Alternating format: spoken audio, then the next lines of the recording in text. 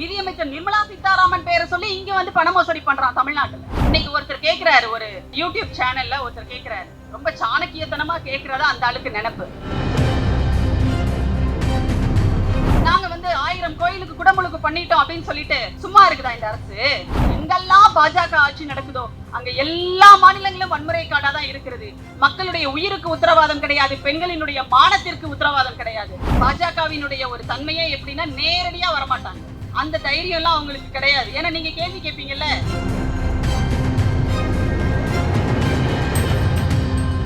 கழக தோழர்களே, இங்கே இருக்கின்ற பொதுமக்கள் உங்கள் அனைவருக்கும் என்னுடைய முதல் வணக்கத்தை நான் தெரிவித்துக் கொள்கிறேன். இந்த தெருமுனை கூட்டத்திற்கு வர்றதுக்கு முன்னாடி எங்களுடைய திராவிட இயக்க தமிழர் பேரவையினுடைய தலைவர் அண்ணன் பேராசிரியர் சுபவி அவர்கள்ட்ட பேசும்போது சொன்னேன், இன்னைக்கு கூட்டம் இருக்க, இன்னைக்கு என்னன்னா எங்களுடைய அமைப்பு ரீதியான ஒரு கூட்டம் அன்பகத்துல நடக்குது. நம்மளுடைய அன்பகத்துல இன்னைக்கு திரு சுபிசிவம் அவர்கள் சுபவி அண்ணனுடைய ஒரு நிமிட செய்திகள் நூல் தொகுப்பு குறித்து பேசுறாரு. அப்ப நான் சொன்னேன், என்னால வர முடியலண்ணா இந்த கூட்டத்துக்கு, அண்ணனுடைய கூட்டம் இருக்கு, மாசு அண்ணனுடைய ஏற்பாடு பண்ணல கூட்டம் இருக்கு, நான் அதுல பேச போறேன். அப்ப அண்ணன் சொன்னாங்க, 17ஆம் தேதி இருந்துச்சு, ஆமா அது அண்ணனுடைய தேதி அன்னைக்கு அவைலபிளா இல்லைன்றதுனால இன்னைக்கு வச்சிருக்காங்க, நான் போறேன். அப்படி என்ன கூட்டம்? தெருமுனை கூட்டம் அப்படின்னு சொன்னேன். நான் சொன்னேன், அவங்க தெருமுனை கூட்டம் தான் போட்டிருக்காங்க, ஆனா பொதுக்கூட்டம் மாதிரி தானே நடத்துவாங்க அப்படின்னு நான் சொன்னேன். அண்ணனும் சொன்னாங்க, ஆமாமா அவங்க தெருமுனை கூட்டத்தையே பொதுக்கூட்டம் மாதிரி நடத்துவாங்க, நம்ம எல்லாம் பொதுக்கூட்டத்தையே தெருமுனை கூட்டம் மாதிரி தான்மா நடத்துவோம் அப்படின்னு சொன்னாங்க. அதற்கு கொஞ்சம் கூட குறையே இல்லாத அளவிற்கு இங்க ஒரு பெரிய அளவிலான ஒரு கூட்டத்தை தம்பி பாலா அவர்கள் இங்கே கூட்டத்துக்கு ஏற்பாடு செய்திருக்கிறார். மிக அருமையான ஒரு இளைஞரணியினுடைய தலைவரின் கீழ், இளைஞரணி செயலாளரின் கீழ் இந்த தம்பிகள் செயல்படுகின்ற காரணத்தால் தான் எதையுமே ரொம்ப சிறப்பா செய்ய முடியுது. நமக்கு மேல் இருக்கின்ற தலைமை சிறப்பாக இருந்தால் அதற்கு கீழ் இருக்கின்ற அத்தனை பேருமே சிறப்பானவர்களாக சிறப்பான செயல்பாடுகளை செய்வார்கள். அதற்கு மிகச்சிறந்த ஒரு உதாரணமாக இங்கே நம்மிடையே சிறப்புரை ஆற்றி அமர்ந்திருக்கின்ற தமிழ்நாட்டினுடைய மதிப்பிற்குரிய மாண்புமிகு மக்கள் நல்வாழ்வுத்துறை அமைச்சர் அண்ணன் மாசு அவர்களே ஒரு பெரிய உதாரணம். ஏன்னா அவர் பயிற்சி பெற்ற பாசறை என்பது தளபதியின் பாசறை. எப்படி வேலை செய்யணும், எப்படி உழைக்கணும், அதுலயும் 24 மணி நேரம் எப்படி உழைக்கணும், இதெல்லாம் ரொம்ப அநியாயம் தான். 24 மணி நேரம் உழைக்கிறதெல்லாம் ஒரு மனுஷன் சரியா, 24 மணி நேரம் எப்படி மக்களை பற்றியே யோசிக்கணும், அவர்களுக்கான வேலையே செய்யணும் அப்படிங்கிறத ஒரு பயிற்சியை அவர் தளபதி அவர்களினுடைய பாசறையில் இருந்து பெற்ற காரணத்தால் தான் கொரோனா காலத்தில் தமிழ்நாட்டில் நம்முடைய ஆட்சி வந்ததற்கு பிறகு, அண்ணன் அவர்கள் சுகாதாரத்துறை அமைச்சராக பொறுப்பேற்றதற்கு பிறகு உயிரிழப்புகள் வெகுவாக குறைக்கப்பட்டு தமிழ்நாட்டிற்கே ஆக்சிஜன் கொடுத்தவர் அவர்தான். ஓடி ஓடி போய் எங்கெல்லாம் வந்து எங்கிருந்தெல்லாம் ஆக்சிஜனை கொண்டு வர முடியுமோ அங்கிருந்தெல்லாம் கொண்டு வந்து, படுக்கைகளே இல்லாத ஒரு நிலை இருந்தது. அதாவது எல்லோருமே வெளியில வெயிட் பண்ணிட்டு இருந்தாங்க. உயிர் போர் அவசரமா இருந்தா கூட அட்மிட் பண்றதுக்கு படுக்கை வசதி கிடையாது. அப்படி ஒரு மோசமான நிலையில் தமிழ்நாட்டை 10 ஆண்டுகள் அதிமுக சீரழிச்சு வச்சிருந்தது. ஆனால் அண்ணன் அவர்கள் சுகாதாரத்துறை அமைச்சராக பொறுப்பேற்றதற்கு பிறகு யாருமே வந்து வெளியில காத்திருக்க வேண்டிய தேவையே இல்லாத அளவிற்கு அந்த கொரோனா காலகட்டத்தில் நம்ம எல்லாம் மீட்டெடுத்த மிகப்பெரிய பெருமைக்குரியவர் நம்முடைய அண்ணன் அவர்கள். அவருடைய குடும்பத்தை பத்தி கூட இப்போ ஒரு லிஸ்ட் போட்டார் இல்லையா, காலையில ராணிப்பேட்டையில தொடங்கி இப்ப இங்க சைதாப்பேட்டை வரைக்கும் மணிக்கணக்கில் வேலை செய்யறவர். மணிக்கணக்கில் பிளான் போட்டு, மணிக்கணக்கு கூட கிடையாது, ஏதோ 15 நிமிஷத்துக்கு ஒரு தடவை ஒரு வேலை திட்டத்தை வச்சிருக்கிறாரு போல இருக்கு அண்ணன். அதாவது ஒரு இது சொல்லுவாங்க இல்லையா, தாய் 10 அடி பாஞ்சா குட்டி 16 அடி பாய்கின்ற மாதிரி முதலமைச்சரையும் கூட ஓவர்டேக் பண்ற அளவுக்கு அவருடைய வேலைகள். ஏன்னா அதுதானே நமக்கான பெருமை. நம்ம பிள்ளைங்க என்னைக்குமே நம்மை விட உயர்ந்தவர்களாக இருப்பதுதான், தம் மக்கள் தான் வந்து நம்முடைய பெருமை. அப்படி ஒரு உழைப்பாளியாக நம்முடைய இளைஞரணி செயலாளர் அவர்களும் இன்றைக்கு உருவெடுத்துக் கொண்டிருக்கிறார். சேலத்துல ஜனவரி 21ஆம் தேதி நடந்த 2 நாட்கள் நடந்த அந்த இளைஞரணி மாநாடு, 2வது மாநில மாநாட்டில் நிறைவேற்றப்பட்ட தீர்மானங்களுக்கான விளக்க பொது தெருமுனை கூட்டம் தான் இது. அதுல 25 தீர்மானங்கள்.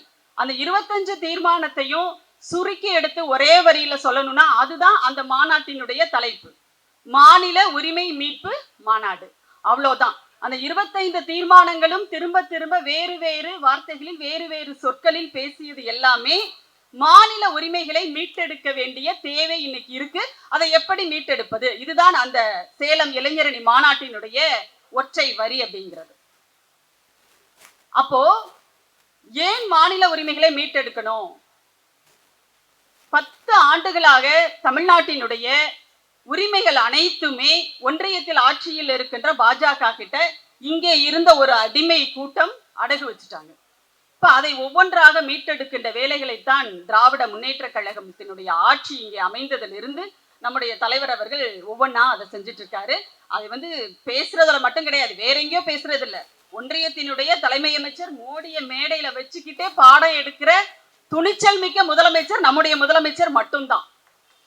அது நம்ம நெட்ல எல்லாம் இதுல சமூக வலைத்தளங்கள்ல நம்ம தம்பிங்க போட்டுட்டு இருப்பாங்க. அதாவது வச்சு செய்யறது ஒரு வகை, இங்க வர வச்சு செய்யறது ஒரு வகை அப்படின்னு சொல்லிட்டு, அதுல 2வது வகை தான் நம்முடைய தலைவரோட ஸ்டைலு. அவரையே கூப்பிட்டு வச்சு சமூக நீதி பாடம் எடுக்கிறது, மாநில சுயாட்சினா என்னன்னு சொல்லி தர்றது, மாநில உரிமைகள்னா என்னன்னு சொல்லி தர்றது, இது எல்லாத்தையும் நம்ம செஞ்சிட்டு இருக்கோம். அதுல ஏதாவது ஒரு வார்த்தை அவர்கள் காதுக்குள்ள நுழைஞ்சிருந்தா கூட இன்னைக்கு இந்தியாவோட நிலைமை இந்த அளவுக்கு மோசமா போயிருக்காது. இந்த சூழல்ல அண்ணன் மாசு அவர்கள் சொன்னாங்க, இன்றைக்கு நடந்த மாவட்ட செயலாளர்கள் கூட்டத்தில் உரையாற்றிய போது அதாவது போட்ட தீர்மானங்கள் குறித்து சொன்னாங்க. நம்முடைய முதலமைச்சர் அவர்கள் அனைவருக்குமான ஒரு வேண்டுகோளாக நம்முடைய தலைவர் அவர்கள் ஒண்ணு கொடுத்திருக்கிறாரு. என்னன்னா, 2024 நாடாளுமன்ற தேர்தல் வரப்போகுது. அறிவிப்பு எப்ப வேணாலும் வரலாம்.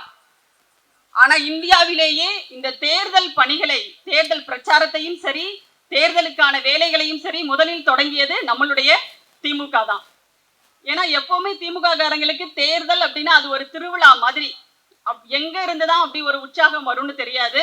அந்த அளவுக்கு இறங்கி வேலை செய்யறதுல கில்லி மாதிரி வேலை செய்வாங்க, அடிச்சுக்கவே முடியாது. அதே இன்னைக்கு கொடி பாலா மாதிரியான, மோகன்குமார் மாதிரியான, கிருஷ்ணமூர்த்தி மாதிரியான, அதாவது கிருஷ்ணகுமார் மாதிரியான தம்பிகள் எவ்வளவு சுறுசுறுப்பா இருக்காங்கன்னு பாருங்க.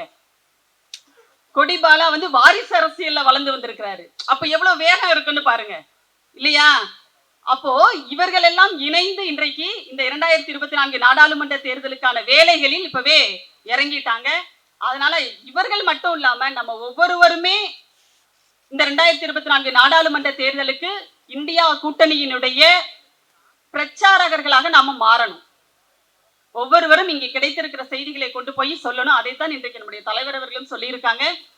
அனைவருக்கும் பாதுகாப்பான அரசு இங்கே நடக்கின்ற நம்முடைய திராவிட மாடல் அரசு அப்படிங்கிறத எல்லார்கிட்டையும் போய் எடுத்து சொல்லுங்க அப்படிங்கிற அந்த வரி இருக்கு இல்லையா, அதுக்குள்ளேயே எல்லாமே அடங்கிடும். எல்லாருக்கும் நல்லது செய்கின்ற, அதாவது மக்கள் நலன் சார்ந்த ஒரு அரசுன்னு சொன்னா சரி, ஓகே, இது வரைக்கும் நம்ம அப்படிதான் சொல்லி, அது என்ன அனைவருக்கும் பாதுகாப்பான அரசு? அங்க ஒரு கேள்வி வருது இல்ல, அது என்ன பாதுகாப்பான அரசு அப்படின்றது? ஏன்னா இன்னைக்கு நீங்க இந்த பட்ஜெட்லயே எடுத்துக்கிட்டீங்கன்னா எந்த ஒரு தரப்பையும் விட்டு விடாத ஒரு பட்ஜெட், எல்லாரையும் கவனத்துல வச்சுக்கிட்டு தீட்டப்பட்ட ஒரு பட்ஜெட், அனைவருக்கும் பாதுகாப்பான பட்ஜெட், அனைவருக்கும் பாதுகாப்பான அரசு. இதுல நீங்க எடுத்துக்கோங்க, ஒரு பெண்களுக்கான பாதுகாப்பு அப்படிங்கிறதுல தொடங்கி குழந்தைகள்ல இருந்து பெரியவங்க வரைக்கும் என்னெல்லாம் செய்யணும். பாதுகாப்புன்றது 2 வகை, ஒண்ணு சமூக பாதுகாப்பு, இன்னொன்னு பொருளாதார பாதுகாப்பு அப்படிங்கிறது. ரெண்டுக்குமே மிகச் சிறப்பான திட்டங்களை தீட்டி செயல்படுத்திட்டு வர்றதா நம்முடைய திராவிட மாடல் அரசு.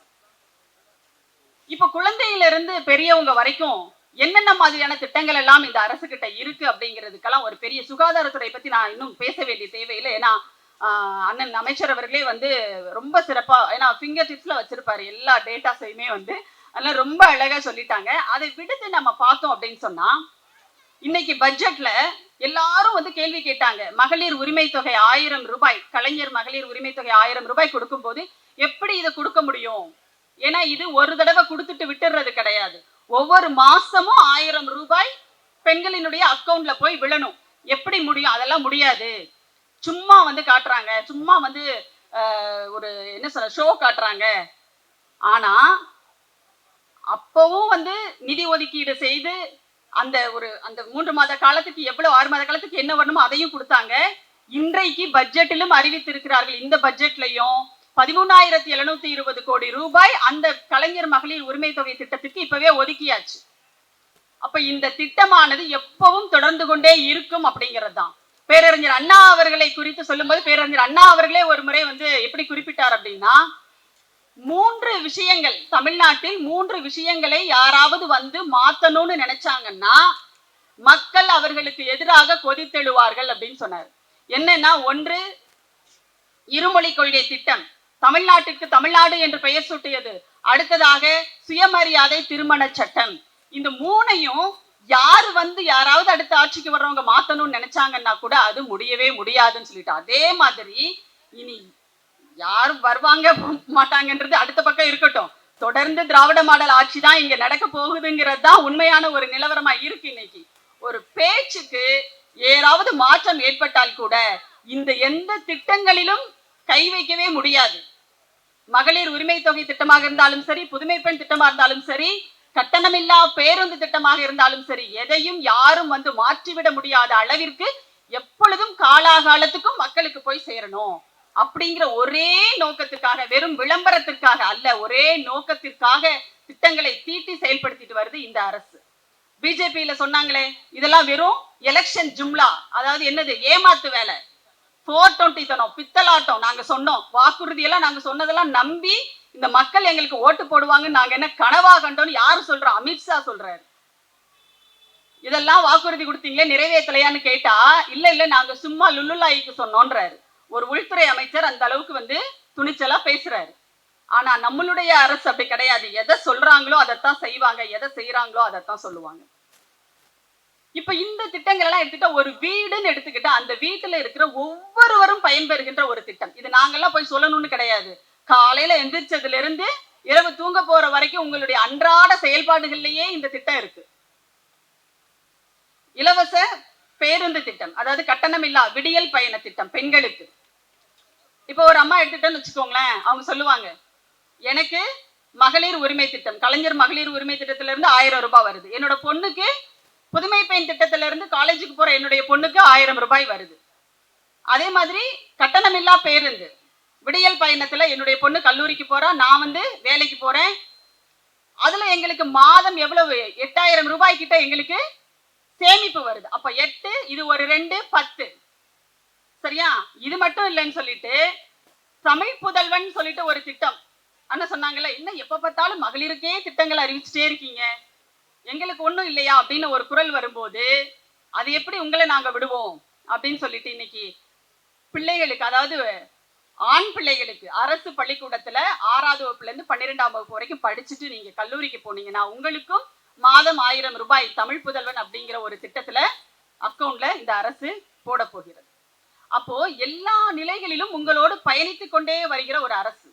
நீங்க யோசிச்சு பாருங்க, நாங்கெல்லாம் படிக்கும் போது +2 முடிச்சுட்டு அடுத்து என்ன படிக்கணும், இன்னும் சொல்ல போனா 10th முடிச்சுட்டு 11th போய் என்ன குரூப் எடுக்கணும்னு கூட எங்களுக்கு தெரியாது. அதை சொல்லி தரதுக்கு கூட, இதெல்லாம் எடுக்கலாம் இதெல்லாம் படிக்கலாம்னு சொல்லிட்டு எங்களுக்கு வழிகாட்டுறதுக்கு கூட ஆள் கிடையாது. அப்பவே அப்படின்னா +2 முடிச்சுட்டு காலேஜுக்கு போகும்போது யோசிச்சு பாருங்க, காலேஜ்ல என்னென்ன கோர்ஸ் இருக்கு, எந்த காலேஜ்ல சேர்ந்தா நல்லா இருக்கும், அதுக்கு என்ன பண்ணணும், எதுவுமே எங்களை போன்றவர்கள் அப்பெல்லாம் எங்களுக்கு தெரியாது.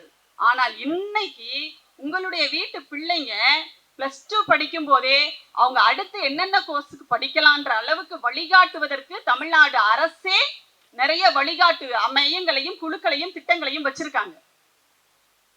சரி, அரசு வேலைக்கு போகணும்னு ஆசைப்படுறாங்களா? பிள்ளைகளுக்கு பயிற்சி கொடுக்கறதுக்கு டிஎன்பிஎஸ்சிக்கான பயிற்சிக்கு அரசே ஏற்பாடு செய்யறாங்க. அதே மாதிரி ஒன்றிய அரசினுடைய பணிகள், சென்ட்ரல் கவர்மெண்ட் வேலைக்கு போகணும்னு ஆசைப்படுறாங்களா, அந்த பிள்ளைகளுக்கான அந்த தேர்வுக்கு பயிற்சி பெறதுக்கு நீங்க யோசிச்சு பாருங்க. அந்த மாதிரியான பயிற்சிகள் எல்லாம் எடுக்கிறதுக்கு லட்சக்கணக்கில் செலவு பண்றாங்க வெளியில. ஆனால் நம்முடைய பிள்ளைகளுக்கு தமிழ்நாடு அரசு பயிற்சி மையங்களை இலவசமா அமைச்சு அவங்க அங்கேயே தங்கி படிக்கலாம், அவங்களுக்கு உணவு கூட அங்கேயே கொடுக்கப்படும் அளவுக்கு இன்றைக்கு பட்ஜெட்ல அறிவிச்சிருக்காங்க. அப்போ எல்லா இடங்களிலும் உங்கள் வாழ்க்கையோடு இந்த திராவிட மாடல் அரசு பயணம் பண்ணிக்கிட்டே இருக்கிறப்போ எப்படி திராவிட மாடல் அரசினுடைய திட்டங்களை இந்த பாஜகவினர் பொய் பரப்புரை செய்து இங்கே விதைத்திட முடியும்னு நம்புறாங்கன்னு நமக்கு தெரியல. இன்னைக்கு ஒருத்தர் கேட்கிறாரு, ஒரு யூடியூப் சேனல்ல ஒருத்தர் கேட்கிறாரு, ரொம்ப சாணக்கியத்தனமா கேட்கிறதா அந்த ஆளுக்கு நினைப்பு. 3 ஆண்டுகள் இந்த திராவிட மாடல் அரசு என்ன உள்கட்டமைப்புகள் செஞ்சிருக்குன்னு சொல்லுங்க பார்க்கலாம் அப்படின்னு சொல்லிட்டு அவரை பேட்டி எடுக்க வந்தவரை இவர் கேள்வி கேட்கிறார். நீங்க சொல்றீங்க ஒன்றிய அரசு நிதி கொடுக்கலன்னு சொல்லிட்டு இந்த 3 ஆண்டுகளா திராவிட மாடல் அரசு என்ன உள்கட்டமைப்பு வசதிகளை செஞ்சிருக்காங்கன்னு சொல்லுங்க பார்க்கலாம் அப்படின்றாரு. கொஞ்சமாவது சிந்தனை திறன் இருந்தா இந்த கேள்வி வராது. இங்க மெட்ரோ திட்டம் போகுதுல்ல, மெட்ரோ ட்ரெயின் ஓடுதுல்ல, அதோட 2ஆம் கட்ட மெட்ரோ திட்ட பணிகளுக்கே தமிழ்நாடு அரசு தான் நிதி ஒதுக்கி இருக்கு. ஒன்றிய அரசு இன்னும் ஒண்ணு கொடுக்கல. இதை விட வேற என்ன உங்களுக்கு நாங்க சொல்லணும்? ஒன்றிய அரசினுடைய திட்டம்னு பீத்திக்கிறீங்கல்ல, எவ்வளவு பெருமையா நீங்க வந்து பீத்திக்கிறீங்க. ஒன்றிய அரசினுடைய திட்டத்தை எல்லாம் இவங்க வந்து மறைச்சிட்டாங்க, வேற வேற பேர் வச்சுக்கிறாங்க. வாயை திறந்தாலே பொய்யுங்க, வாயை திறந்தாலே பொய்.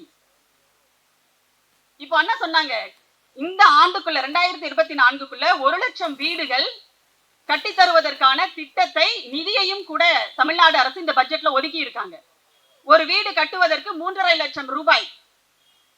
இது ஒன்றிய அரசுல ஒரு திட்டம் இருக்கு, பிரதம மந்திரி வீடு கட்டும் திட்டம். அதுக்கு அவங்க வச்சிருக்கிற பேரு அவங்க மொழியில, அதாவது வடமொழியில சமஸ்கிருதத்துல ஏதோ ஒண்ணு வச்சிருக்காங்க. பிரதான் மந்திரி ஆவாஸ் யோஜனா திட்டமா அப்படின்னு ஒண்ணு வச்சிருக்காங்க. எனக்கு இதை பார்த்த உடனே ஒரு விளம்பரம் இதுல சினிமாவுல விவேக் காமெடி தான் ஞாபகத்துக்கு வரும். ஆவாஸ் சஞ்சிங் நாயை வச்சுட்டு ஒரு விளம்பரம் போடுவாங்க தெரியுமா, ஒரு காமெடி வரும்ல, அதுதான் ஞாபகத்துக்கு வரும். அது மாதிரி ஒரு ஆவாஸ் யோஜனா திட்டம் அவங்களோடது. அதுல ஒரு வீடு கட்டுறதுக்கு அவங்க ஒதுக்கீடு செய்த நிதி என்ன தெரியுமா, நிர்ணயம் செய்தது 1,20,000 ரூபாய். அவர் கோட்டு போடுறதுக்கு 10 லட்சம் ரூபாய் செலவு பண்ணுவாராம் மோடி. ஆனா மக்களுக்கு வீடு கட்டுறதுக்கு 1,20,000 வீடு கட்டிடலான்னு அவர் கனவு கண்டிருக்காரு. அந்த 1,20,000 அவங்க எவ்வளவு கொடுக்குறாங்கன்னு தெரியுமா, வெறும் 72,000 தான் கொடுக்குறாங்க. மீதி காசை கொடுக்கறதே தமிழ்நாடு அரசு. அந்த 1,20,000 ரூபாயில எல்லாம் வீடு கட்ட முடியாது, அதனால நாங்க சேர்த்து கொடுக்கிறோம்னு சொல்லிட்டு 2,40,000 ரூபாயாக அதுக்கான அந்த திட்ட மதிப்பை உயர்த்தி மீதி காசை 1,68,000 ரூபாயை தமிழ்நாடு அரசு கொடுக்குது. அப்போ 70% நம்ம தமிழ்நாடு அரசு கொடுக்குது, ஒன்றிய பாஜக அரசு வெறும் 30% தான் கொடுக்குது. அப்ப இந்த திட்டம் மாநில அரசினுடைய திட்டமா அல்லது ஒன்றிய அரசினுடைய திட்டமா? நீங்க எப்படி அதுக்கு உரிமை கொண்டாட முடியும்? இப்ப மெட்ரோ 2வது பகுதி நடக்குது வேலை, இதுக்கு நிதி ஒதுக்கினது பூரா நம்முடைய தமிழ்நாடு அரசு, திராவிட மாடல் அரசு. அப்ப அந்த திட்டத்துக்கு யார் பேர் வைக்கிறது? இங்க எல்லா நிதியையும் ஒதுக்கி எல்லாத்தையும் நம்ம செய்யணும், அவங்க வந்து நோகாம வந்து நோம்பெடுத்துட்டு போகணும்னு நினைக்கிறாங்க. இதுக்கு பேர், அதாவது என்ன தமிழ்நாட்டினுடைய வரலாறு என்ன, இங்க திமுக அரசினுடைய வரலாறு என்ன, திமுக ஆட்சிக்கு வரும்போதெல்லாம் என்னென்ன திட்டங்களை செயல்படுத்தி இருக்காங்க, தமிழ்நாட்டினுடைய முகத்தையே திமுக எப்படி மாற்றி அமைச்சிருக்கு, நவீன தமிழ்நாட்டினுடைய சிற்பின்னு சொல்லிட்டு ஏன் தலைவர் கலைஞரை நம்ம சொல்றோம். இந்த எந்த வரலாறும் தெரியாத தற்குறிகளாக இருக்கின்ற பாஜக காரங்க தான் இவ்வளவு பொய்களையும் பரப்பிட்டு இருக்காங்க. இன்றைக்கு அறிவித்திருக்கிற கலைஞர் கனவு இல்லம் அப்படிங்கிற ஒரு திட்டம் சட்டமன்றத்துல இந்த பட்ஜெட்ல அறிவிச்சிருக்கிறார். அதான் நான் ஏற்கனவே உங்ககிட்ட சொன்னேன், அந்த 3.5 லட்சம் ரூபாய் ஒரு வீடு கட்டுறதுக்கு ஒதுக்கீடு பண்றாங்க ஒரு வீட்டுக்கு. அந்த திட்டத்தை அவர் சொல்றாரு, இது ஒன்றிய அரசினுடைய ஆவாஸ் யோஜனா திட்டம், இதை வந்து இவங்க பேரை மாத்திட்டாங்கன்னு சொல்லிட்டு. கொஞ்சமாவது அடிப்படை அறிவு இருந்தா அந்த மாதிரி பேச முடியுமா? இந்த ஆண்டுக்குள்ளேயே கட்டி முடிக்கப்பட வேண்டிய வீடுகள் 1 லட்சம் வீடுகள் அறிவிச்சாச்சு, நிதி ஒதுக்கியாச்சு, முழு நிதியையும் தமிழ்நாடு அரசு ஒதுக்குது. அப்போ யாரை ஏமாத்திட்டு அலையறா? பாதுகாப்பான அரசுன்னு சொல்லிட்டு ஏன் சொல்றோம் அப்படின்னா, இன்னைக்கு சுகாதாரத்துறையில் மேற்கொள்ளப்பட்டிருக்கிற அத்தனை திட்டங்களும் பாருங்க, உயிர் காக்கின்ற திட்டங்கள் அவ்வளவு தமிழ்நாடு அரசு செயல்படுத்தி இருக்காங்க. நீங்க ரோட்ல போகும்போது ஆக்சிடென்ட் ஆனா கூட அப்ப கூட என்ன பண்ணுவாங்கன்னா, கொண்டு போய் ஆக்சிடென்ட் ஆனவங்களை தொட்டு தூக்குனாலே கேஸ் வந்துரும், போலீஸ் ஸ்டேஷனுக்கு அலையணும், நமக்கு எதுக்கு வம்புன்னு சொல்லிட்டு எல்லாம் ஒதுங்கி போன காலகட்டத்துல இல்ல, நீங்க அவர்களை கொண்டு வந்து ஹாஸ்பிட்டல் அட்மிட் பண்ணி அவங்க உயிரை காப்பாத்தினா உங்களை பாராட்டி 5,000 ரூபாய் ரொக்க பரிசு கொடுக்கிறோம்னு சொல்லிட்டு அறிவிச்சதுனால எத்தனை பேரோட உயிர்கள் இன்னைக்கு காப்பாற்றப்பட்டிருக்கு தெரியுமா? இன்னுயிர் காப்போம் 48 நிறைய, அதாவது மக்களை மட்டும் கிடையாது, மண்ணுயிர்களை எல்லாம் காக்க வேண்டும் என்று நினைக்கின்ற ஒரு அரசு திராவிட மாடல் அரசு. இன்னைக்கு இந்த வேளாண் நிதிநிலை அறிக்கைக்கே எப்படி உங்க பேர் வச்சிருக்காங்க தெரியுமா? மண்ணுயிர் காத்து மண்ணுயிர் காப்போம் அப்படின்னு சொல்லிட்டு, மண்ணுயிரை காத்து மனிதர்களினுடைய உயிரை காப்போம் அப்படின்னு. அப்ப எவ்வளவு பாதுகாப்பு, ஒவ்வொரு செக்டாரா பார்த்து பார்த்து பார்த்து இந்த அரசு திட்டங்களை வகுத்து செயல்படுத்திட்டு இருக்காங்க. குழந்தைகளினுடைய ஊட்டச்சத்தை உறுதி செய் அப்படிங்கிற ஒரு திட்டம். குழந்தை கருவுல இருக்கிற குழந்தையிலிருந்து அது வளர வளர வளர இந்த அரசு அதை அப்படியே கைய பிடிச்சு கூட்டிட்டு வந்து நான் முதல்வன் திட்டம்னு ஒரு திட்டத்தையும் கொண்டு வந்து அதுல அந்த பிள்ளைகளினுடைய திறன் என்னன்றதை கண்டுபிடிச்சு, ஏன்னா நமக்கே பல நேரங்கள்ல நம்ம பிள்ளைகளுக்கு என்ன திறமை இருக்குன்னு தெரியாது. தெரியாம தான் நிறைய பேர் என்ன பண்றாங்க, நீ இன்ஜினியருக்கு படி, பக்கத்து வீட்டு பிள்ளை இன்ஜினியருக்கு படிக்கிறான், நீ இன்ஜினியருக்கு படி, அவன் வந்து டாக்டருக்கு படிக்க போறான், நீயும் டாக்டருக்கு படின்னு பிள்ளைங்களை போட்டு டார்ச்சர் பண்ணிட்டு இருக்கோம் நம்ம. ஆனால் அரசு எப்படி யோசிக்குது பாருங்க, இந்த திராவிட மாடல் அரசு. உங்க பிள்ளைகளுக்கு என்ன திறன் இருக்கிறதுன்றதை கண்டுபிடிச்சு அந்த திறனை வளர்ப்பதற்கு நாங்கள் நான் முதல்வன் திட்டம் கொண்டு வர்றோம். அப்போ நம்ம யோசிக்காத அளவிற்கு கூட நம்முடைய பிள்ளைகளை பற்றி நம்முடைய முதலமைச்சர் அவர்கள் யோசிக்கிறார். காலை சிற்றுண்டி திட்டம் இன்னைக்கு விரிவுபடுத்தப்பட்டிருக்கு. வெறுமனே அரசு பள்ளிகளுக்கு மட்டும் இல்லாம அரசு உதவி பெறும் பள்ளிகளுக்கும் அது விரிவுபடுத்தப்பட்டிருக்கு. அதே மாதிரி பாத்தீங்கன்னா இந்த புதுமை பெண் திட்டம் அதுவும் அரசு உதவி பெறும் பள்ளிகளுக்கும் விரிவுபடுத்தப்பட்டிருக்கு. அப்போ ஒவ்வொரு பகுதியாக பார்த்து பார்த்து செய்கின்ற இந்த அரசு, அனைவருக்கும் பாதுகாப்பான ஒரு அரசாக இருக்கின்ற இந்த அரசு ஒரு நாளும் தமிழ்நாட்டை இந்த மதவெறி கூட்டத்திடம் விட்டு கொடுக்கவும் கொடுக்காது. அவர்களிடம் இந்த மக்களை ஒப்படைக்கவும் ஒப்படைக்காது. அதற்கு இந்த மக்களும் தயாராக இல்லை அப்படிங்கிறத நம்ம ஒவ்வொரு இடத்துலையும் சொல்ல வேண்டியது இருக்கு.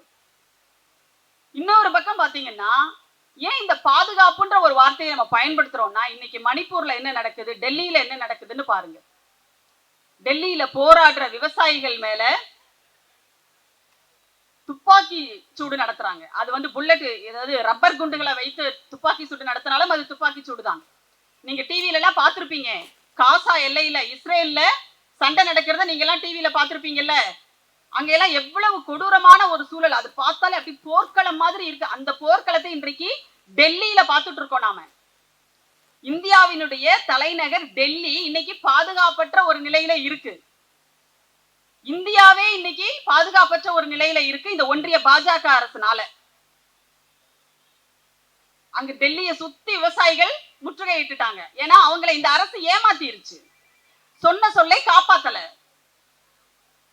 அவங்க விளைவிக்கிற பொருளுக்கு என்ன கேட்டாங்க, உத்தரவாதம் கேட்டாங்க. குறைந்தபட்ச ஆதரவு விலை தரேன்னு சொன்னீங்கல்ல. எப்ப போராடினாங்க, ஒரு வருஷம் போராடினாங்கல்ல டெல்லியில. அப்பவே இவங்க என்ன பண்ணாங்க, நீங்க போராட்டத்தை கைவிடுங்க, நாங்க உங்களுடைய இந்த கோரிக்கைகள் எல்லாம் நிறைவேற்றுறோம்னு சொல்லி ஏமாத்திட்டாங்க அவங்க. அதாவது ஒரு யோசிச்சு பாருங்க, இன்னைக்கு சொன்னாங்க ஒரு வாட்ஸ்அப்ல வந்த ஒரு செய்தியை பார்த்து அந்த சாலையை உடனடியாக சரி செய்யணும், அதுதான் நம்முடைய முதல் வேலை. ஏன்னா ஒரு ஒரு அமைச்சருக்கு நம்ம ஒரு வாட்ஸ்அப் அனுப்புனா அவர் அதை நிறைவேற்றுவார்னு சொல்லிட்டு ஒருத்தர் நம்பி, அந்த நம்பிக்கை இருக்கு பாத்தியா, அந்த நம்பிக்கையை நம்ம காப்பாற்றணும்னு நினைக்கிற திராவிட மாடல் அரசு எங்க இருக்கு? லட்சோப லட்ச விவசாயிகளை பட்டவர்த்தனமா ஏமாத்திட்டு இன்றைக்கு நான் தான் விவசாயிகளுக்கு எல்லாம் செஞ்சேன்னு வாய்க்குசாம போய் பேசி இருக்காரு. எங்க? டெல்லி மோடி வந்து டெல்லியில பேசியிருக்காரு. அப்ப இது ரெண்டுக்குமான வித்தியாசம் என்னன்னு நம்ம தெரிஞ்சுக்கணும். இதுல இன்னும் 5 வருஷத்துக்கு கேட்கிறாரு. ஏன்னா இன்னும் 5 வருஷத்துலதான் இந்தியா வளர போகுதாம். அப்ப இந்த 10 வருஷமா யாரு வளர்ந்திருக்கா? அம்பானி வளர்ந்திருக்காரு, அதானி வளர்ந்திருக்காரு. இன்னொரு 5 வருஷம் கொடுத்தாதான் மோடி வந்து இந்தியாவை வளர்ச்சி பாதைக்கு கொண்டு போவாராம். யாரை ஏமாத்த பாக்குறீங்க? இன்னைக்கு மக்கள், தமிழ்நாட்டு மக்கள் ரொம்ப தெளிவு. சரியா? மோடி பிரதமர் ஆகணும்னு தமிழ்நாட்டு மக்கள் ஒரு ஓட்டு கூட போடல. ஆனா வட மாநிலங்களில் செய்த அந்த தவறுனாலதான் என்ன பண்ணிருச்சு, இந்த பாஜக ஒன்றியத்துல ஆட்சிக்கு வந்து இன்னைக்கு இவ்வளவு கேடுகட்ட ஒரு நிலைக்கு இந்த நாட்டை தள்ளி இருக்கு. ஆனா அடுத்து வர்ற தேர்தல்ல வட மாநிலங்கள்ல கூட அவங்களால ஒண்ணும் பண்ண முடியாது. அந்த அளவுக்கு ரொம்ப தெளிவா இருக்காங்க, ரொம்ப தெளிவா இருக்காங்க. ராமர் கோயில கட்டிட்டோம், அதனால வந்து எல்லாமே சரியா போச்சுன்னு அவங்க நினைக்கிறாங்க. நீங்க யோசிச்சு பாருங்க, இங்கேயும் தான் இந்து சமய அறநிலையத்துறை இருக்கு, இங்கேயும் கோயில்கள் எல்லாம் குடமுழுக்குகள் நடக்குது. எத்தனை கோயில்களுக்கு? 1000 கோயில்களுக்கும் மேல குடமுழுக்குகள் நடந்துகிட்டே இருக்கு. இன்னைக்கு கூட வந்து ரோப்கார் வசதி செஞ்சு கொடுக்கறதுக்காக அமைச்சர் வந்து அங்க போய் ஆய்வுக்கு போயிருக்கிறாரு நம்முடைய அண்ணன் சேகர் பாபு அவர்கள். அப்போ இந்த அரசு எப்படின்னா, இந்து சமய அறநிலையத்துறைன்னு ஒரு துறை வச்சிருக்கோம், அதுக்கு ஒரு அமைச்சரை நாங்க நியமிச்சிட்டோம், அவர் ரொம்ப சிறப்பா செயல்படுறாரு, அவ்வளவுதான். அவர் வேலை அவர் அழகா பார்த்துட்டு இருக்காரு, மக்கள் வந்து ரொம்ப மகிழ்ச்சியா இருக்காங்க. இந்து சமய அறநிலையத்துறையினுடைய வேலைகள் ரொம்ப சிறப்பா நடந்துட்டு இருக்கு. ஆனா அதுக்காக நாங்க வந்து 1000 கோயிலுக்கு குடமுழுக்கு பண்ணிட்டோம் அப்படின்னு சொல்லிட்டு சும்மா இருக்குதா இந்த அரசு? சும்மாவா இருக்காங்க? ஒவ்வொரு நாளும் ஓடி ஓடி ஓடி வேலை செஞ்சுட்டு இருக்காங்க. நம்முடைய முதலமைச்சர் அவர்கள் எப்பவுமே நான் என்ன நினைக்கிறேன்னா, இந்த 10 ஆண்டுகள் அதிமுக ஆட்சியில் இருந்தாங்கல்ல, அந்த 10 ஆண்டுகளாக இன்றைய முதலமைச்சர் நம்முடைய தலைவர் மனசுக்குள்ள நிறைய திட்டங்களை தீட்டி தீட்டி வச்சிருந்தார் போல இருக்கு. இவங்க பண்ற இந்த கோமாளி கூத்து எல்லாத்தையும் பார்த்து, ஐயோ ஏண்டா அப்படி பண்றீங்க, எவ்வளவு கஷ்டப்பட்டு இந்த தமிழ்நாட்டை எல்லா துறையிலையும் முன்னாடி கொண்டு வந்து நிறுத்தணும், நாங்க இப்படி சீரழிக்க விடுறீங்களே அப்படின்னு ஒவ்வொரு நாளும் மனசுக்குள்ள குமரி குமரி அந்த 10 ஆண்டுகளும் நான் முதலமைச்சரா வந்து இதெல்லாத்தையும் மாத்திரண்டான்னு சொல்லிட்டு திட்டம் போட்டு முதலமைச்சராக வந்த உடனே தொடங்கிட்டாரு வேலையை. நீங்க பாத்தீங்கன்னா அவர் பதவி ஏற்கிறதுக்கு முன்னாடியே அமைச்சர்கள் அந்த அதிகாரிகள் எல்லாம் சுகாதாரத்துறை அதிகாரிகள் எல்லாம் போய் அவர்கிட்ட ஆலோசனை செய்யறாங்க. அப்போ இவர் ஏதோ முதலமைச்சரா பதவி ஏற்றதற்கு பிறகு யோசிக்க ஆரம்பிச்சாரு, இந்த மக்களை பத்தி திட்டங்களை பத்தி தீட்ட ஆரம்பிச்சாருன்னு நம்ம நினைக்க கூடாது. இதெல்லாம் அவரு 10 ஆண்டுகள் எதிர்கட்சி தலைவராக இருந்த போதும் அவர் தான் வந்து ஆக்டிங் சிஎம். எப்பொழுதுமே திமுக தான் மக்கள் பணியில் முந்தி நிற்கின்ற ஒரு கட்சி. நீங்க பார்த்திருப்பீங்க, ஒன்றிணைவோம் வா அப்படின்ற ஒரு திட்டம் ஒரு எதிர்கட்சியாக இருந்த போதும் கூட அந்த காலகட்டத்தில் எப்படி வேலை செஞ்சாங்க அப்படின்னு சொல்லிட்டு நமக்கு தெரியும். 2015 பிளட்டை பத்தி, அந்த வெள்ளம் பத்தி அண்ணன் சொன்னாங்க, சொன்னேன். அதுல பாதிக்கப்பட்டதுல நானும் ஒருத்தி. வீட்டுல இருக்கிற மொத்த பொருளும் எனக்கு போயிடுச்சு. ஏன்னா இவ்வளவு இடுப்பளவுக்கு தண்ணி, எதிர்பாராத ஒரு பேரிடி. அது அன்றைய முதலமைச்சராக இருந்த மறைந்த ஜெயலலிதா அவர்களால் ஏற்பட்ட மிகப்பெரிய இழப்பு அது. ஆனா அதையும் தாண்டி அந்த காலகட்டத்துல இன்னைக்கு மழை பெஞ்சா அடுத்த நாள் தண்ணி வடிஞ்சு போயிடுது. அப்ப இந்த ஒரு உள்கட்டமைப்புகள், இந்த ஒரு வடிகால் கட்டமைப்புகள் எல்லாம் செய்தது திராவிட மாடல் அரசு. இங்க மோகன் தம்பி பேசும்போது சொன்னாங்க, ஒரே ஒரு வார்டு 168வது வார்டு, அந்த ஒரு வார்டுல அவர் போட்ட லிஸ்ட் இருக்குல்ல, அவ்வளவு பெரிய லிஸ்ட் போட்டாரு. இதை செஞ்சிருக்கோம், அதை செஞ்சிருக்கோம், அங்க பண்ணிருக்கோம், இங்க பண்ணிருக்கோம். ஒரு வார்டுல இவ்வளவு வேலைகள் செஞ்சிருக்காங்கன்னு சொன்னா, அதே மாதிரி அமைச்சர் அவர்கள் சொன்னாங்க, இந்த சட்டமன்ற தொகுதியில என்னெல்லாம் பண்ணிருக்கோம் அப்படின்னு சொல்லிட்டு. அப்போ ஒரே ஒரு சட்டமன்ற தொகுதியிலையும் ஒரே ஒரு வார்டுலையும் இவ்வளவு வேலைகள் நடந்திருக்குன்னா தமிழ்நாடு முழுக்க எவ்வளவு வேலைகளை திராவிட மாடல் அரசு செஞ்சிருக்குன்னு யோசிச்சு பாருங்க. எதையுமே சொல்லிட்டு அதுக்கப்புறமா வந்து அதை செய்யாம விட்டதே கிடையாது. ஒவ்வொரு திட்டங்களையும் அப்படிதான் பார்த்து பார்த்து செஞ்சிட்டு இருக்கோம். இந்த 2024 நாடாளுமன்ற தேர்தலில் பாஜக தமிழ்நாட்டுல ஒண்ணும் பண்ண முடியாதுன்றது ஒரு பக்கம், இந்தியா கூட்டணி தான் வெற்றி பெற வேண்டும் அப்படிங்கிறது தான் நம்முடைய இலக்கு. இன்னைக்கு கூட்டணி வந்து ரொம்ப சிறப்பா அமைஞ்சிருக்கு. இந்தியா கூட்டணியினுடைய அந்த தலைவர்கள் எல்லாம், வட மாநிலத்தில் இருக்கின்ற தலைவர்கள் எல்லாம் கூட இன்றைக்கு பாஜகவை வீழ்த்தியே தீர்வதுன்ற முடிவுக்கு ரொம்ப ஸ்ட்ராங்கா வந்துட்டாங்கன்னு நல்லாவே தெரியுது. அதனால அங்க அவங்க வந்து அந்த வேலையை பார்த்துக்குவாங்க. தமிழ்நாட்டில் இன்னும் பலரையும் நாம் கவனத்துல வச்சுக்கணும். யாராவது வந்து இந்த அதிமுக பேரை சொல்லியோ அல்லது இன்னும் நிறைய சில்லறை கட்சிகள் நிறைய இருக்குங்க, அமைப்புகள் நிறைய இருக்கு. ஏன்னா பாஜகவினுடைய ஒரு தன்மையே எப்படின்னா நேரடியா வரமாட்டாங்க, அந்த தைரியம் எல்லாம் அவங்களுக்கு கிடையாது. ஏன்னா நீங்க கேள்வி கேட்பீங்கல்ல, ஏப்பா அயோத்தி ராமர் கோயிலுக்கு போறதுக்கு இலவசமா இத்தனை ட்ரெயின் விட்டீங்களே, அன்னைக்கு வெளிமாநில தொழிலாளர்கள் போறதுக்கு ஒரே ஒரு ட்ரெயினையாவது விட்டுருக்கலாம்ல, பாவம் நடந்து நடந்து புள்ள குட்டிங்களோட பாதி வழியில செத்து விழுந்தாங்களேன்னு நீங்க கேள்வி கேட்பீங்கல்ல. அதனால உங்ககிட்ட நேர்ல பாஜக வரமாட்டாங்க. சரியா? பேரிடர் நிவாரண நிதியா எங்க தலைவர் 37,000 கோடி கேட்டாரு இல்ல, ஒரு பைசா இது வரைக்கும் கொடுத்தீங்களா? கொடுக்கல. ஆனா உங்க நண்பர்களுக்கு எவ்வளவு கடன்களை நீங்க வந்து தள்ளுபடி பண்றீங்க, அதுக்கெல்லாம் உங்களுக்கு நிதி இருக்கான்னு நீங்க கேட்பீங்கல்ல, அதனால அவங்க வரமாட்டாங்க. எங்களுடைய திராவிட மாடல் அரசு பள்ளிக்கூடத்துல எங்க பிள்ளைங்களை சேர்க்கறதுக்கு எங்களுக்கு என்னெல்லாம் சலுகைகள் கொடுக்குறாங்க தெரியுமா? நீங்க 6வது வகுப்பு கிடையாது, 1வது வகுப்புல இருந்து எங்க பிள்ளைகளுக்கு சிற்றுண்டி கொடுத்து, 6வது வகுப்புல இருந்து 12வது வகுப்பு வரைக்கும் தமிழ்ல படிச்சவங்களுக்கு முன்னுரிமை கொடுத்து, இவ்வளவும் எங்க திராவிட மாடல் அரசு செய்யறாங்க. இன்னைக்கு பாத்தீங்கன்னா சிவில் நீதிபதிகளாக, உரிமையியல் நீதிபதிகளாக நம்முடைய பிள்ளைகள் தேர்வான செய்தி வந்துகிட்டே இருக்கு. அரசு பணியாளர் தேர்வாணையத்துல தேர்வு எழுதி நீதிபதிகளாக இன்றைக்கு சலவை தொழிலாளியினுடைய மகனும் கூலி தொழிலாளியினுடைய மகளும் இன்னைக்கு வந்திருக்காங்கன்னு சொன்னா அதுக்கு காரணம் என்ன தெரியுமா? அவர்களினுடைய உழைப்பு ஒரு பக்கம் இருந்தாலும் இன்னொரு பக்கம் தமிழ்நாட்டில் திமுக அரசு கொண்டு வந்த இடஒதுக்கீடு, தமிழில் படித்தவர்களுக்கு வேலை வாய்ப்பில் முன்னுரிமை என்று நம்முடைய தலைவர் முத்துவேல் கருணாநிதி ஸ்டாலின் அவர்களினுடைய ஆட்சியில் கொண்டு வந்த அந்த திட்டம், தமிழ் மொழியில் படித்தவர்களுக்கு அரசு வேலை வாய்ப்பில் முன்னுரிமை அப்படிங்கிறது. இன்னொரு பக்கம் அருந்ததியர்களுக்கு கொண்டு வரப்பட்ட 3% உள்ஒதுக்கீடு தலைவர் கலைஞர் கொண்டு வந்தது. அப்போ இந்த திட்டத்தினால் இன்னைக்கு எல்லாரும் எங்க பிள்ளைங்க என்ன பண்றாங்க, நீதிபதிகளாக வந்திருக்காங்க. உங்களுடைய நீங்க கொண்டு வந்திருக்கீங்களே விஸ்வகர்மா திட்டம்னு ஒண்ணு, அது எங்களை என்ன பண்ண சொல்லுது, எங்க பாட்டன் முப்பாட்டன் செஞ்ச குலத்தொழில செய்ய சொல்லுது. இதுக்கு என்னையா பதில் சொல்றீங்கன்னு நீங்க கேட்பீங்களா இல்லையா? அதனால பாஜக நேர்ல உங்ககிட்ட வரவே மாட்டாங்க, நேரடியா வரமாட்டாங்க. ஆனா யார் மூலமாவது வருவாங்க. எப்படி கடந்த தேர்தல்ல பாஜக அதிமுகவினுடைய தோல்ல ஏறி 4 ஒரு காகிதப்பூ தாமரை உள்ள உட்கார்ந்து இருக்கு இல்லையா சட்டமன்றத்துல, அந்த மாதிரி இந்த தடவையும் முயற்சி செய்வாங்க. அதனால நீங்க கவனமா இருங்க. பாஜக மட்டும் கிடையாது, அதிமுக மட்டும் கிடையாது, அவர்களினுடைய சாயலில் நிறைய பேர் இங்க நடமாடிட்டு இருக்காங்க. ரொம்ப ரொம்ப கவனமா இருங்க. வட மாநிலங்களில் நடக்கின்ற மணிப்பூரை ஞாபகத்துல வச்சுக்கோங்க, டெல்லியில போராடுற விவசாயிகளை ஞாபகத்துல வச்சுக்கோங்க. இன்னும் சொல்ல போனால் உத்தரகாண்ட்ல வன்முறை இருக்கிறது. எங்கெல்லாம் பாஜக ஆட்சி நடக்குதோ அங்க எல்லா மாநிலங்களிலும் வன்முறை காடாதான் இருக்கிறது. மக்களுடைய உயிருக்கு உத்தரவாதம் கிடையாது, பெண்களினுடைய மானத்திற்கு உத்தரவாதம் கிடையாது. மணிப்பூர்ல அந்த பெண்களை நிர்வாணமாக அழைச்சிட்டு வந்த காட்சி இங்க இருக்கிற எல்லாருமே பார்த்திருப்பீங்க. பெண்கள் பாதுகாப்பா இருக்கணுமா, பாஜகவை உங்க பக்கத்துல கூட வர விடாதீங்க, உங்க தெருவுக்குள்ள கூட வர விடாதீங்க. இதுதான் நாங்க திரும்ப திரும்ப சொல்ற ஒரு விஷயம். நம்முடைய தலைவர் தெளிவா சொல்லியிருக்காரு. நம்முடைய சாதனைகளை சொல்லுகின்ற அதே நேரத்தில் பாஜக செய்கின்ற அக்கிரமங்களையும் அநீதிகளையும் சொல்லுங்கள் சொல்லிட்டு இன்னைக்கு தமிழ்நாட்டுல இருக்கிற பாஜக மேல வந்திருக்கிற பெரும்பாலான வழக்கு என்ன தெரியுமா, பண மோசடி வழக்கு. ஒண்ணு அவன் பாஜக காரனா இருப்பான், இல்லைன்னா பாஜக காரன் பேரை சொல்லி பண மோசடி. யாரு? நிதியமைச்சர் நிர்மலா சீதாராமன் பேரை சொல்லி இங்க பண மோசடி பண்றான் தமிழ்நாட்டுல. அப்போ இவங்களை எல்லாம் விட்டோம்னா என்ன ஆகும் நிலைமைன்றதை கொஞ்சம் யோசிச்சு பாருங்க. என்றைக்குமே தமிழ்நாட்டிற்கும் தமிழர்களுக்கும் காப்பரனாக இருக்க போவது திராவிட மாடல் ஆட்சியும் நம்முடைய தலைவர் கலைஞர் அவர்கள் கொண்டு வந்த அந்த திட்டங்களும் இன்றைக்கு அதை அப்படியே வழிமொழிந்து மேலும் மேலும் அடுத்தடுத்த கட்டத்திற்கு எடுத்து சென்று கொண்டிருக்கின்ற நம்முடைய தலைவர் மாண்புமிகு தளபதி அவர்களும் தான் என்பதை நாம் நினைவில் கொள்ள வேண்டும். அடுத்து வருகின்ற 2024 இந்தியா கூட்டணி தான் வெற்றி பெற போகிறது. பாசிசம் அடியோடு வீழ்த்தப்பட போகிறது என்பதை சொல்லி நன்றி கூறி விடைபெறுகிறேன். வணக்கம்.